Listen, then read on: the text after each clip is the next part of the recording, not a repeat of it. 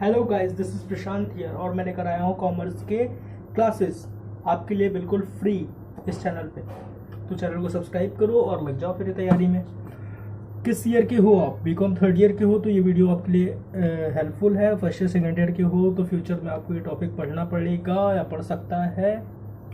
आपका third year का जो फर्स्ट पेपर है जिसका नाम है कारपोरेट अकाउंटिंग, जिसको कहते हैं निगमीय लेखांकन, उसका फर्स्ट चैप्टर मैं आपको पढ़ाने वाला हूं जिसका नाम है अंशों का निर्गमन, हरण, पुनर्निर्गमन और पुनर्खरीद। ये सबसे पहले मुझे हमें समझना होगा कि कंपनी होती क्या है, what is the meaning of company and definition of company. तो सबसे पहले हम कंपनी की डेफिनेशन पढ़ लें सर। तो जैसा कि बुक में लिखा है, कंपनी साधारणतः कंपनी व्यापारिक लाभ के लिए स्थापित अंशधारियों की ऐच्छिक संस्था है। अंशधारी मिले, अंशधारी का मतलब जैसे मैं हूँ, आप हो, 4-5 लोग हैं, वो लोग मिले और अपने पूंजी को इक्वली डिवाइड करके एक कंपनी बना दिया। कंपनी का मतलब कि जैसे हमारे पास 5 रुपये है, आपके पास 5 रुपये है, ऐसे 10 लोग मिले और 5-5 रुपये मिला करके 50 रुपये कर लिए। अब इस 50 रुपये से हमने एक कंपनी बनाई जिस कंपनी का उद्देश्य व्यापारिक क्रिया करके लाभ कमाना है और लाभ से मिले पैसे को अंशधारियों में वितरित करना है। सारे पैसे अंशधारी नहीं ले जाते, कुछ पैसे कंपनी के डेवलपमेंट के लिए और फ्यूचर घाटे के लिए और भी बहुत सारी चीज़ें हैं उसके लिए सिक्योर की जाती हैं। तो सबसे पहले हम मीनिंग पढ़ लें, कंप्यूटर का है सबसे पहले हम मीनिंग जान लें कि है क्या अंशों कंपनी का। तो सर जैसे बुक में डेफिनेशन दी गई है उसको देखा जाए तो बुक में है साधारणतः कंपनी व्यापारिक लाभ के लिए स्थापित अंशधारियों की ऐच्छिक संस्था है। वेरी गुड जी, समझ में आ गया। इसकी पूंजी हस्तांतरणीय अंशों में विभाजित होती है। हस्तांतरणीय अंश का मतलब होता है एक ऐसे अंश जो जिनकी समान वैल्यू हो और साथ में उन्हें ट्रांसफर की जा सके। ट्रांसफर का मतलब है कि आज मेरे पास है, कल आपके पास है, परसों किसी और के पास है, ऐसे करके आप इसको ट्रांसफर कर सको। वेरी गुड जी। नेक्स्ट क्या है? यह एक अमूर्त, अमूर्त का मतलब होता है इनटेंजिबल, अदृश्य, अदृश्य का मतलब इनविजिबल, जो दिखाई न दे। एंड कृत्रिम व्यक्ति है, कृत्रिम का मतलब ये होता है आर्टिफिशियल, आर्टिफिशियल का मतलब जो रियल ना हो बट रियल का काम करता हो। चलो नेक्स्ट, जिसका अस्तित्व वैधानिक होता है। चलिए मान गए जी, जिसका अस्तित्व वैधानिक होता है मतलब विधान ने माना है कि ये कंपनी है और कंपनी एक व्यक्ति है, तो जब विधान ने माना है तो हमें मानना है। और भी इसकी क्या चीज़ें हैं सर? कंपनी न्यायालय मुकदमा कर सकती है। अच्छा जी, कंपनी न्यायालय मुकदमा कर सकती है कि फला आदमी मेरा पैसा लेकर के भागा है। नेक्स्ट क्या है सर? और कंपनी मुकदमा किया जा सकता है। बिल्कुल सर, अगर कंपनी आपके शेयर पे लाभांश जो है वो नहीं देती है या कंपनी किसी भी तरह की मतलब फ्रॉड करती है आपसे, फ्रॉड कंपनी नहीं करती, कंपनी के एमडी करते हैं या कंपनी के सदस्य करते हैं, तो आप इंडिविजुअल कंपनी पे मुकदमा कर सकते हो। नेक्स्ट, कंपनी अपने अधिकार में संपत्ति रख सकती है। बिल्कुल सर, कंपनी अपने अधिकार में संपत्ति रख सकती है तथा बैंक में खाता खोल सकती है। इसलिए तो इसे एक व्यक्ति कहा गया है। कृत्रिम व्यक्ति का मतलब यही है ना, जो व्यक्ति के जैसा दिखे, व्यक्ति के जैसा काम करे बट वो व्यक्ति हो ही ना। समझ रहे हो आप? चलो नेक्स्ट, वो कंपनी व्यक्ति होती नहीं है, कंपनी का सारा काम एमडी करता है, समझ रहे, मैनेजिंग डायरेक्टर, बट उसको नाम दिया जाता है कंपनी। नेक्स्ट सर क्या है?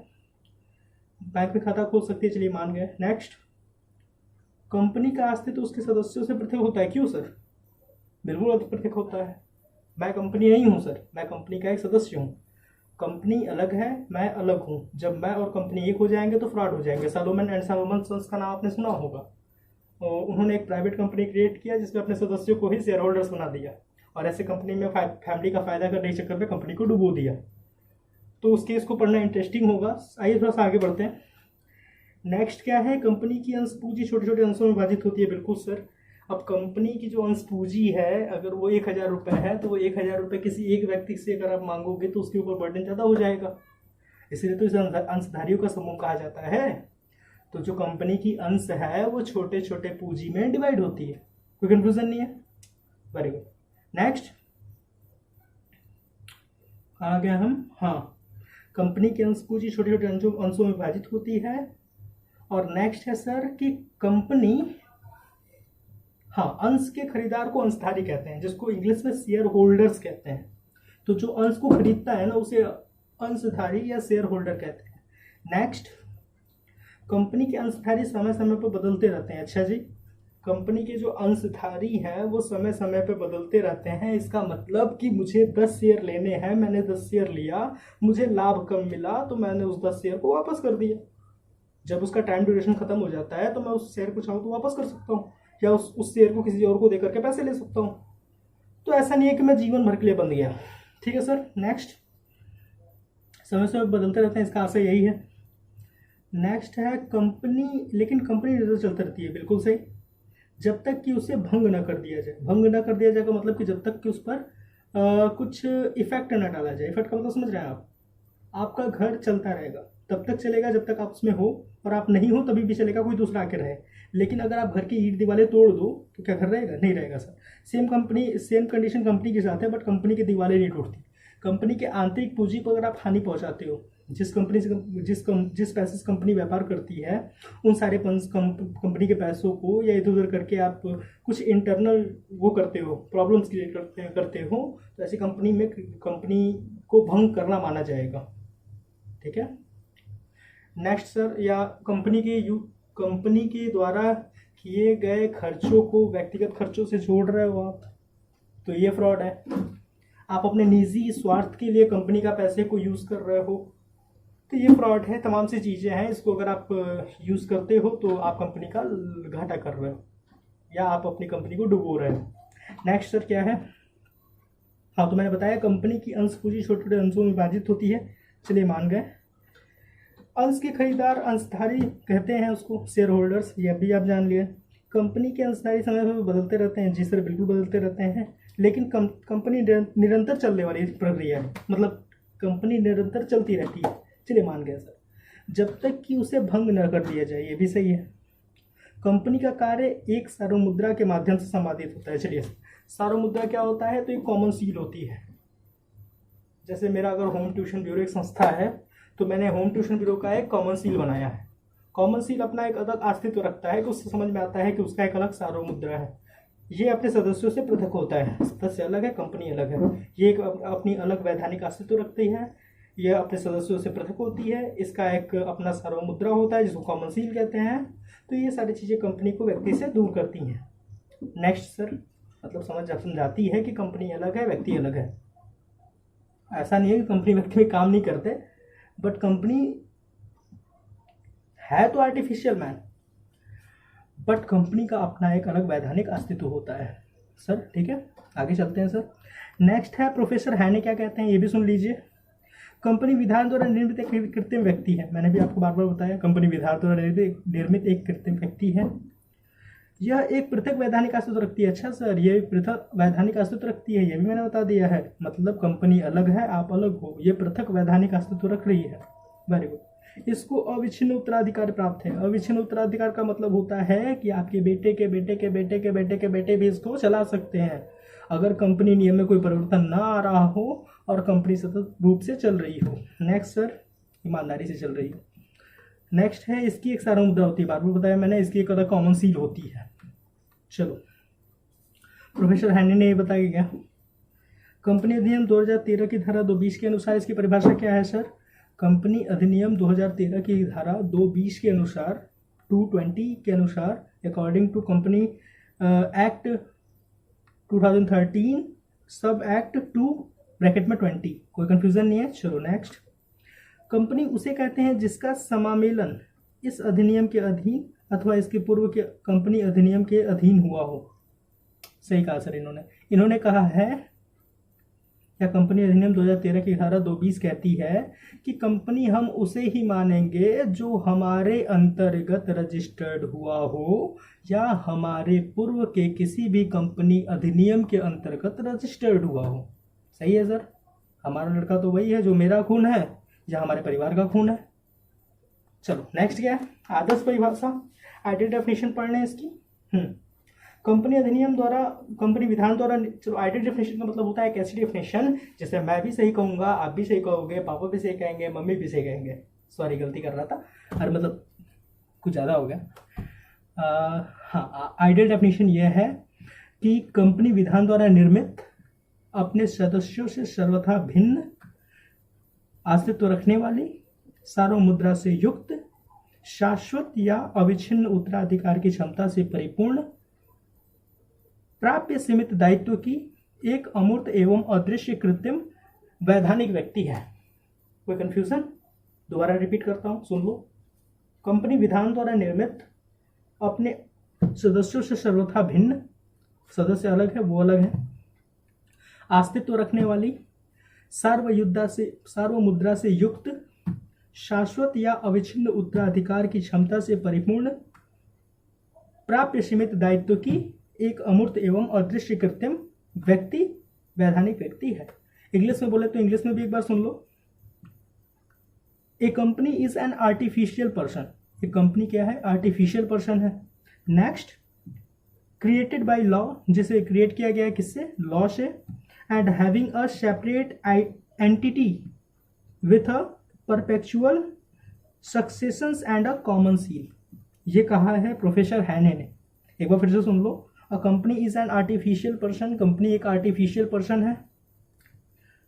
क्रिएटेड बाय लॉ, जिसे लॉ से क्रिएट किया गया है। Having a separate entity with a perpetual success and a common seal. Is that completed? चलो नेक्स्ट देखो क्या है सर। कंपनी की विशेषताएं पढ़ लें हम आज। चलो कंपनी की विशेषताएं भी पढ़ लेते हैं। कैरेक्टरिस्टिक्स ऑफ कंपनी, मतलब मैं कंपनी हूं तो मैं क्या क्या कर सकता हूं, पढ़ते हैं। विधान द्वारा निर्मित कृत्रिम व्यक्ति का मतलब क्या है सर? बता दीजिए, बता देते हैं। कंपनी, हाँ, कंपनी का निर्माण कंपनी अधिनियम के अधीन होने से विधान द्वारा निर्मित वैधानिक कृत्रिम व्यक्ति है। भैया कंपनी का जो निर्माण है वह कंपनी अधिनियम के अधीन हुआ है, इसलिए इसे विधान द्वारा निर्मित कृत्रिम व्यक्ति कहते हैं। Thank you sir. नेक्स्ट क्या है? दूसरों के साथ कंपनी अनुबंध कर सकती है। अच्छा सर, वेरी गुड। दूसरों के विरुद्ध मुकदमा कर सकती है। अच्छा, बहुत ही अच्छा है।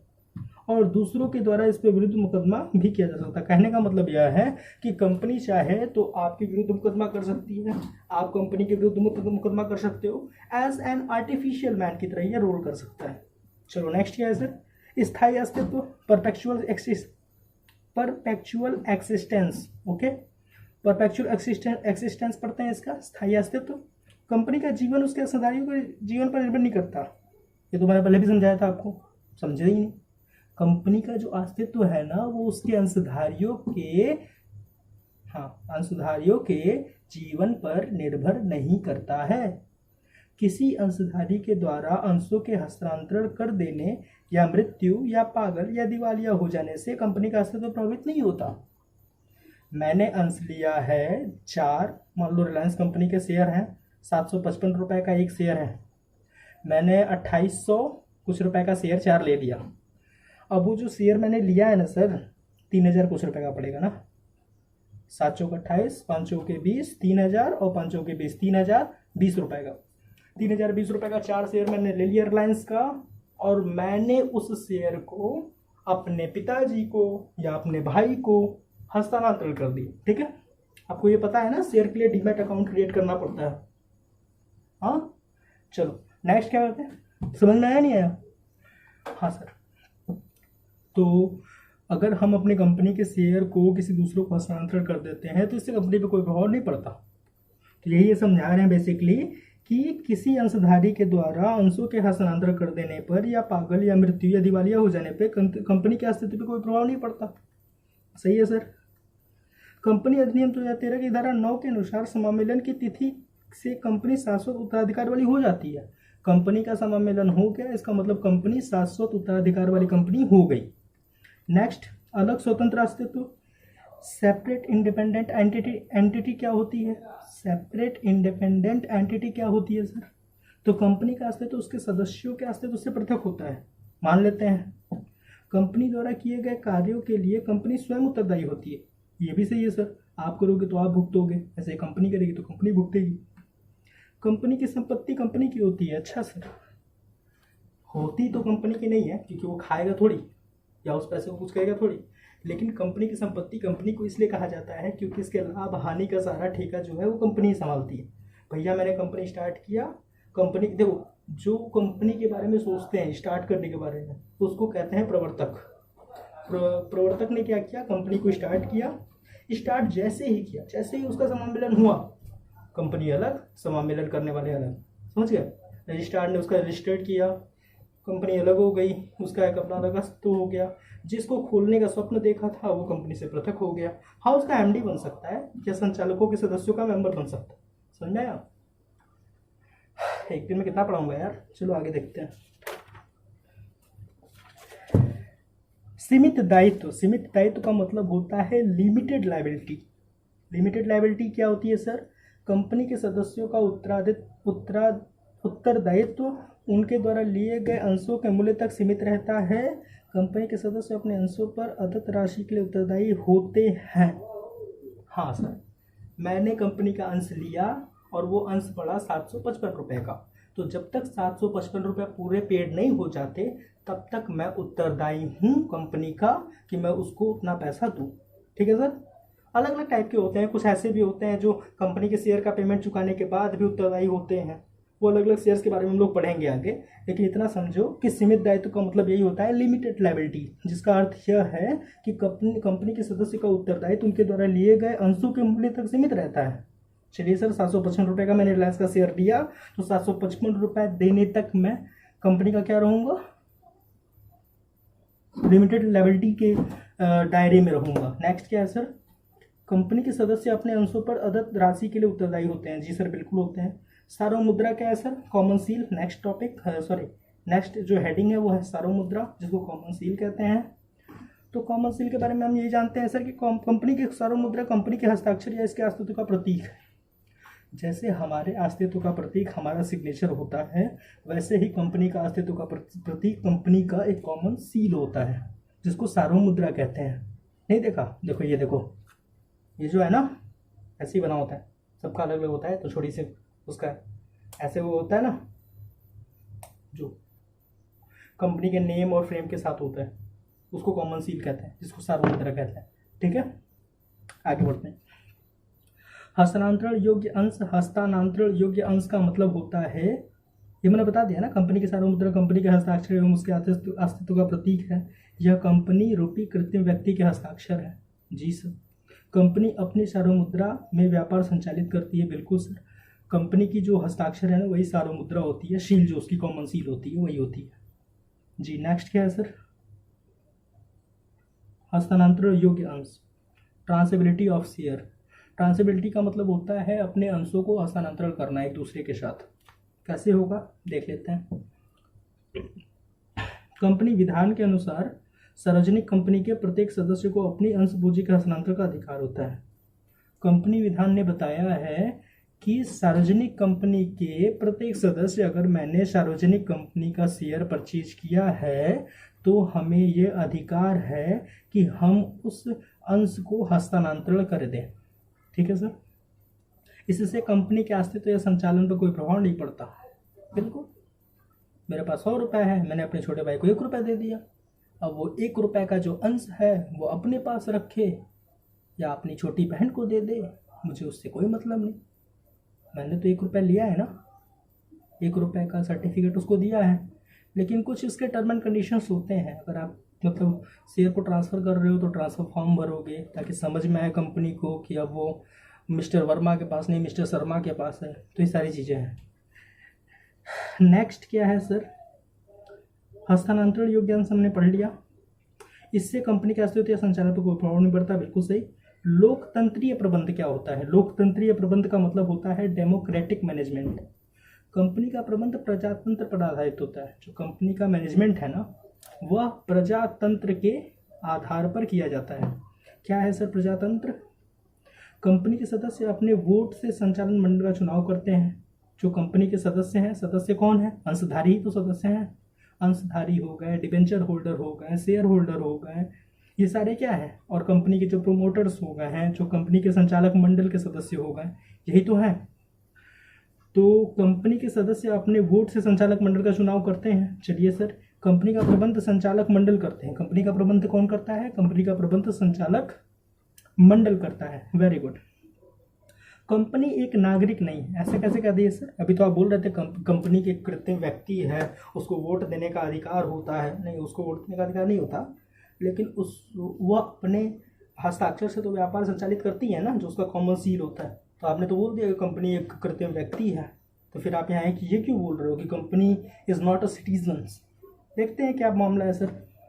मामला ये है कि कंपनी किसी देश या विदेश के नागरिकों का समूह है। इसकी देशी या विदेशी राष्ट्रीयता होती है, पर यह नागरिक नहीं है, इसे आम चुनाव में कोई मताधिकार नहीं है। अच्छा सर, चलिए मान लेते हैं कंपनी किसी देश या विदेश के नागरिक का समूह है। जैसे भारत देश के कुछ नागरिकों ने मिलकर कंपनी क्रिएट किया है, मान लेते हैं ये नागरिकों के समूह का एक वो है, कंपनी है, और इसकी देशी या विदेशी राष्ट्रीयता भी होती है। चलो मान लेते हैं, पर यह नागरिक नहीं है। नागरिक तो समझ रहे हो, नागरिक नहीं है क्योंकि इसे आम चुनाव में मताधिकार देने का अधिकार नहीं है। जैसे आप जाते हो ना कि मैं मोदी जी को चुनता हूँ, सॉरी किसी भी पार्टी को आप वोट देने जाते हो, तो यहाँ पे आप वोट देने का अधिकार नहीं रखते। कंपनी की बात हो रही है। नेक्स्ट क्या है सर, सदस्यों की न्यूनतम और अधिकतम संख्या। तो ये तो मुझे रटा रटाया है। सार्वजनिक कंपनी में सदस्यों की संख्या नंबर ऑफ शेयर तक कंप्लीटेड होती है, जितना शेयर है उतने सदस्य हो सकते हैं। प्राइवेट कंपनी में थोड़ा सा रिस्ट्रिक्शन है।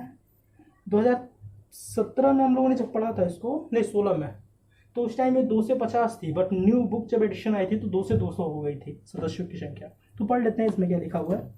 सार्वजनिक कंपनी में सदस्यों की न्यूनतम संख्या 7 होती है। बिल्कुल सर, जो सार्वजनिक कंपनी है, पब्लिक कंपनी है, उसमें सदस्यों की न्यूनतम संख्या आपकी 7 होगी, जबकि अधिकतम संख्या अंशों के आधार पर होगी। जितनी आपकी अंश है उतने आपकी अधिकतम संख्या हो सकते हैं। नेक्स्ट क्या है, निजी कंपनी की स्थिति में सदस्यों की न्यूनतम संख्या 2 से 200। अभी मैंने बताया जो निजी कंपनी है आपकी, निजी का मतलब होता है प्राइवेट कंपनी।